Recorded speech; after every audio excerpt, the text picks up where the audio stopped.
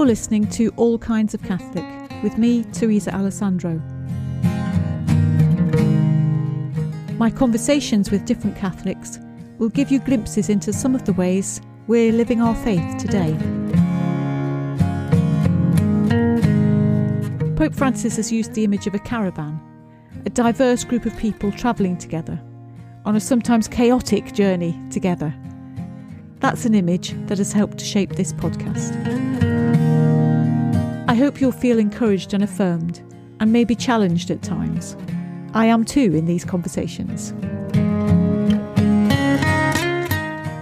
Listeners, thank you for joining this first episode of All Kinds of Catholic 2025. We look forward to a Jubilee year now and Pope Francis' theme, Pilgrims of Hope. In this episode, while Sean shares some of his faith journey with us, there's a focus on his work for peace, because for the Church, the 1st of January is World Peace Day. So welcome, listeners. Today I'm joined by Sean, who is in the Leeds Diocese. He said to me before we began recording that his journey is a roundabout one, so let's see where the conversation takes us. Hello, Sean. Hello, Teresa. Shall we start at the very beginning, Sean? Were you born into a Catholic family and brought up in the Catholic Church? Yes, very much a cradle Catholic. So I have an English mother and an Irish father. My dad comes from near where the Book of Kells is from, the town of Kells in County Meath in Ireland. Very much from a very strongly devout Catholic family. So when I was brought up, it was the whole trappings of Catholic school, being an altar boy, being a Catholic Cub Scouts. Essentially, till I went to university, decided what I believed in, really, in a way. It was a very powerful time, really. My dad was, we had to go to Mass every Sunday. Whenever we went on holiday, once we'd found where we were staying, usually the next port of call was where's the nearest Catholic church. So it's a very strong presence in my young life. And it was enjoyable. I was interested in it. I'm an inquisitive sort of person. I took it on board quite a lot.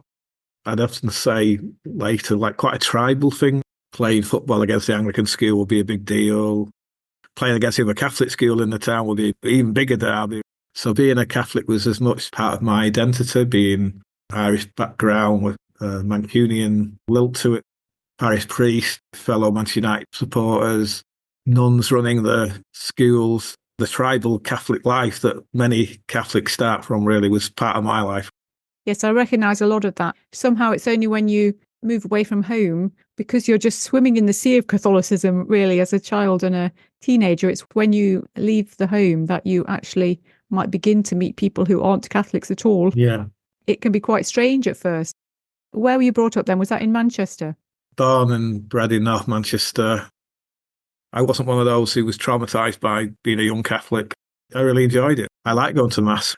You mentioned moving away from home at 18 to go to university. And did you wobble a little bit there in your faith, or did you get straight on with finding where to go to Mass and finding other Catholic people? Well, that's interesting. I was quite a shy person at 18, like many kids are. Going to university was actually very traumatic at the beginning because I'd lived in a very sheltered background. So moving into a big city, I went to Leeds University, going to big hall of residence. Being a shy person by nature was a traumatizing beginning experience. And the first person I actually met was an evangelical Baptist who told me everything that I sort of believed in was a load of nonsense. He invited me to the Christian Union. But then I felt actually what I wanted to know was, what do I really believe in now? So funny enough, that challenge I got very quickly at the beginning was what I sort of wanted, really. I wanted to think, what is this I really believe? I can be an adult and think about it, because I was desperately lonely and wanted to meet some like-minded people. And there was all this hedonism in university that I'd never really seen. I didn't want to go drinking. I didn't want to go to clubs or out like that. I was looking for people that were a little bit more like me. I also then met who's still a good friend of mine, a Methodist, who said, there's Christian Student Society, which is more discursive. So I joined that group. They were really looking at what they believe in, art and religion. It's very ecumenical, and straight away ecumenicalism was something I really liked. I straight away thought, well, I don't think one church, the Catholic Church, had all the answers. I was really interested in that. I wanted to hear what the other answers were. What was their backgrounds? Where did they come from? I found that actually really stimulating to see what did I want. Actually, that probably helped me an awful lot in making me aware that I still loved being a Catholic. I like the sacramentalism of Catholicism. That's what I always come back to. Also, it's a social element of being a Catholic that remains very important as well. That was the other thing that came across. The one thing the Catholic Society did do very well in Leeds, they did a barn dance. But then I also found a nice church in Headingley. And then I went to the cathedral for quite a while in Leeds. I and this has always been the way I am now, really. I go in two different directions. I love a lot of the grandeur of Catholic churches and the sacramentalism and the music, almost like the more conservative side of Catholicism. But on a sort of ethical and on an emotional basis, I very much gravitate much more towards the ecumenical liberal side of Catholicism, really. And I feel I'm a bit of both, really. I've always felt I'm a bit of a liberal traditionalist. I adore going to a Catholic church. I like the Mass. But I was never bothered about also going to an Anglican communion or a Methodist communion. You know, some of my best friends are Methodist pastors and Baptist ministers and so on. So I'm also quite a universalist in the true sense of Catholicism. I like to see what others think and say. I've always been interested in faith in general, really. I visited synagogues and mosques and Hindu temples. It's always been a big part of me that faith really matters, but your faith is down very much to you, where you are and where you are in your journey. I believe very much in grey areas. Black and white isn't for me. I know there's always grey in the world. The answers are not always easy. I don't believe in being dogmatic. I believe in listening as well. Thank you, Sean. That's really set the scene for our conversation. I'd like to just move on to talking about your work, because I know the kind of things you're speaking about there that matter to you, I think, show themselves in the work that you have chosen to do over the years. But I wanted to talk about the ecumenical side and connecting with the other faiths as well. I think there's something about seeing the contrast between what other people believe and what their practices are that helps you to see your own beliefs and practices a bit more clearly than when that's all you know. Seeing how other people are doing things and what other people think about things and the language other people use about their life and their faith, I think it helps you be more aware of where you are. It's interesting, isn't it? Because you might think it was going to make you feel a bit unclear, but I think it helps you to be clearer, actually. And I think you've kind of expressed that a little bit. My current role in work is as an elections officer, where I have to be completely neutral. One of the great concerns I have, if you have a black and white way of looking at the world, is you don't see how someone else's experience is in there. It's a nice comfort jacket you have, but you have a much more enriched life when you know what someone else is going through, where they come from. That's how I feel that engagement and that interest comes from in me, really. I want to understand where someone's come from. And I want to be challenged. Things have shifted and things have moved because I've been engaged with other people. I think it's good for a church that has that sort of engagement. I want to be somewhere where I can have a good conversation with people and understand much more what they're about and what I'm about. That's, to me, what Christianity is about, really. Thank you. And you've hinted there about your work, which I think has been a lot around local councils. Yeah, yes. So tell us about what kind of work you have been doing. And especially if there's something where you can see that the Lord has led you into some particular element of that would be interesting for listeners. I mean, I've just had 30 years in local government. And if you'd asked me that I'd do that 30 years ago, I would have said absolutely not. I wanted to be an academic and teach politics is what I wanted to do. I've always been interested in politics. I got into the local authority first in Leeds and then in Manchester by accident. You can say they're by accident, but I also think they may be by design. I got offered a job in Leeds City Council, which was to promote their own peace policies. They were engaged in some of the work around nuclear weapons, nuclear power. They helped a charity that had brought children from the Belarus area, Chernobyl, that had been affected by that. We had a huge US intelligence base just across border from Leeds. We had a forum to try to bring politicians together to discuss issues around it and can it become more accountable to the local people. And I was brought into this and having some vague knowledge about it in university, then asked to get involved in some of the projects and the meetings around that, and then meeting councillors and NGO reps and so on that were really keen and interested in it. And it was like a duck to water for me because I thought, you know, you do a politics degree, you want to change the world. suddenly I'm doing things where, in a very little way, it seemed like I was changing the world. Yeah. I then moved on into Manchester, where I was the lead for two organisations. One was the UK and Ireland Nuclear Free Local Authorities, and the other one was the Mayors for Peace organisation, which was led by Hiroshima and Nagasaki, which Manchester City Council is the vice president of. And that got me involved in a lot of fascinating peace work, working with all the great big names in the peace world. Privileged to have met Bruce Kent, and I got involved in loads and loads and loads of big lectures. You know, we brought Patrick Stewart, we brought Senator George Mitchell, we brought Claire Short, Caroline Lucas to do lectures. We did big controversial meetings, bringing the European Parliament together, big conferences, ceremonial events for Hiroshima Day. One of the things I really used to enjoy doing in Leeds, we used to do an interfaith peace service every year as well. And quite a lot of the groups we were engaged with were people of faith. For me, very quickly, my job, while it was something I really enjoyed doing and I loved the political process, I absolutely adore talking with politicians and working with politicians. I never wanted to be a politician, but I was very happy to do the speeches and to do all the hard work for them and let them take the credit. I would engage them behind the scenes. But while I was doing all that, I also felt like I was doing something which was right and good. A more peaceful world is a better world. And it felt very much while I've done it, you know, putting my faith into action in a very practical way. Let us just think about the peace work for a minute. I just want to hold that up to the light because I'm just so moved that people of Manchester in local government did work for peace and paid someone to do some work for peace. It is possible. It's unusual, isn't it? So how wonderful that you were the person doing that. That is great. It's lifting my heart to hear about it, especially as in 2025 now we'll be marking 80 years since the bombing of Hiroshima and Nagasaki. And have we got rid of nuclear weapons? No, we have not. Despite those efforts, if only every city was paying someone to do some work around peace, that would be my view. I don't know what you think about that, but it sounds like, you know, politicians are there to be engaged with and that you did actually do a lot of work that can bear fruit, can't it? Yeah, I think so. I mean, working with nuclear free local authorities, when that was first set up in the 80s, in the radical 80s, when there's this huge polarised world, which we seem to have got back to in a different way now. It was very much a Labour project, but when I came into it really and took it on in 2008, it was very much a cross-party thing.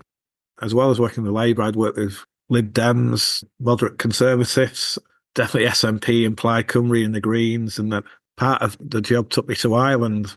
So I used to work with all the Irish political parties as well. My Irish identity is also very much part of all this process. I used to love going to Dublin and Belfast and Newry and Enniskillen and places like this. They mean something to me as well in a different way. But in terms of promoting peace, it is great that cities do, and many cities do. Mayors for Peace has 8,500 members around the world, and it has about 150 members in the UK and Ireland now. I think politicians, if you engage them, you know, and you give them the tools, they listen and they want to see things happen.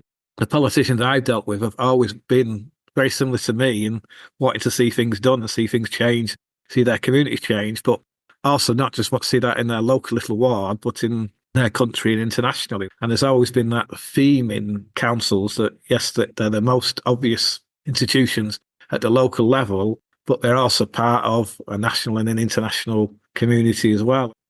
The best parts of the job was always going to the UN meetings, for meetings of the Nuclear Non-Proliferation Treaty and then the Treaty for Prohibition of Nuclear Weapons. And we've got the Nobel Peace Ceremony. And I was at that ceremony 4 years ago when ICANN won the Nobel Peace Prize. And, you know, to be in Oslo City Hall, to hear the words. One of the greatest privileges of my life has been engaging with all the hibachi from Hiroshima and Nagasaki and nuclear test veterans from this country as well. And many people, you know, children that were affected by the Chernobyl issue and the Fukushima issue in Japan. That's what it's about, really. It's about people to me. And to hear the stories and to work with people that dealt with such horrific things in their life and then to be able to try to work with them for a better world. I can't think of anything more privileged to do. That's been one of the greatest honours of my job in a way, but my life as well. It always makes me feel there is a better world out there because everyone wants to strive for it, whether they've got very distinct faith beliefs or just want to see a better world. Thank you. That is really, really interesting. And I'm moved by your commitment to that work over all those years. I moved on to climate change for a while because I feel that's, again, as a Catholic Christian, one of the biggest ethical and practical issues. While I did that, I found that a very much more different experience because I had to read all the policy reports saying how dreadful it could be in 30, 40 years' time. And then I looked at political action, what could be done in the time it is. And knowing the challenges of working the political process, I actually found that really hard because I didn't think we can deliver as speedily as we want to because there is political processes and there is compromise and you're doing systemic change, which is really, really hard. I actually found that quite a challenging year. I now do climate change in a smaller way at a local level because it was too much to deal with at that national global level. And then moved into elections where I'm involved in political process now, but in a much more neutral way. So I support democracy now in a way, in a different way. Again, putting my faith into action, making sure the elections are done fairly and sensibly, and we try to stop intimidation of candidates. I do a lot of also engagement with the communities that don't vote. We try to get into poorer parts of the community, to work with ethnic groups, we work with faith groups, work with LGBT groups. And again, my work still, I think, has a very ethical element to it. I want to do a job which makes a difference. Yes. I think that's what my faith has always been about. God wants me to make a difference. That's the talents he's given me, and I want to use them to my best ability to serve him in a practical way. And that really comes across. And just to mention on the climate change, because people listening, some people will be quite active on climate change and interested in it. It is hard to hear how overwhelming it is, but that will not be news to people listening, I know. But it's made me wonder, we haven't really talked so far about your own prayer life and how that might have gone alongside the action that you've taken and the work that you're doing. Where does your prayer life fit into that? I think it's very important. I've always tried to, I pray daily, morning and evening. Going to church remains something important to me. So quite often when I work in the city centre of Manchester, there's a wonderful church, St Mary's in GM, that you could go for lunchtime communing with, and that'd be great. I've also got, having challenges in life a few years ago, I've got a spiritual director or advisor, or what you like to call that. I meet them monthly to talk about my prayer life, talk about where I'm going in the direction of my life and the challenges of life, where God is in all that. That's interesting, that finding challenges in life, you've gone to spiritual direction as the way to find a way through that. I think listeners will find that really interesting. For people who aren't used to this world of having a spiritual director, how does that work? How is that helping you? I meet monthly for an hour. I found it really, really helpful to structure my life through my prayer life, my faith life, really, because the church that I go to in the Leeds Diocese is always been one of the most open churches and a very thought-provoking church. We have our house groups. We set up a peace and justice group, and it sort of centered my life, really. But in terms of the spiritual direction, I felt at the time that I was going through some personal challenges that I was struggling to figure out where God is in that. And it really helps now. On a personal level, my father, he's got advanced dementia now. So it's a tremendous challenge to deal with that. And it does create lots of different feelings and opinions in you of anger and frustration, of sadness. And so for me, having opportunity to have someone you can talk to about those issues, and then how it engages with your faith and how does it make you feel, and gives you advice of where to find prayer or scriptural reading and so on that you can reflect on, is really, really helpful. It keeps me centered because I can be very much an intellectual Catholic. And also because I'm a cradle Catholic, I can recite prayers without even thinking about it. And actually, have I actually said anything? Have I actually thought through what the words are? Actually, I need that little bit of challenge. But I'm a person that loves knowledge. I do the daily readings in those lovely booklets.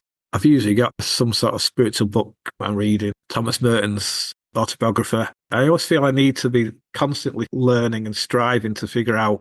I think it's a challenge being a Catholic in the early 21st century because we're in a secular age now, and most people you can come into contact with, particularly at work, faith isn't really something that ever comes up. Thank you for sharing that. And I think at this particular time of year can be hard for people in different ways. And so I think people will be really interested to hear about how spiritual direction has helped you in the broadest sense in your life and your faith. I sometimes ask people if there's a little bit of scripture or the gospel that speaks to you. You're widely read, you might be struggling to pin it down. Very easy, actually. It's the Beatitudes, blessed are the peacemakers. That's about you can't live in your cocoons, you've got to go out there and be part of the world. If you're not standing up for justice and peace and righteousness, then what's the point of being a Christian? That is completely fitting for you and the way you live your life. This has been a really interesting conversation. Thank you so much, Sean. You've shared very generously your thoughts and your experiences and what your faith means to you and where it has led you. So thank you very much. Blessed are the peacemakers. Thanks for making some time to talk. Yeah, thank you very much. It was a great pleasure to be asked. Thanks so much for joining me on All Kinds of Catholic this time. I hope today's conversation has resonated with you. A new episode is released each Wednesday. Follow All Kinds of Catholic on the usual podcast platforms. Rate and review to help others find it. And follow our X, Twitter and Facebook accounts @Kinds of Catholic. You can comment on episodes and be part of the dialogue there. You can also text me if you're listening to the podcast on your phone, although I won't be able to reply to those texts. Until the next time then.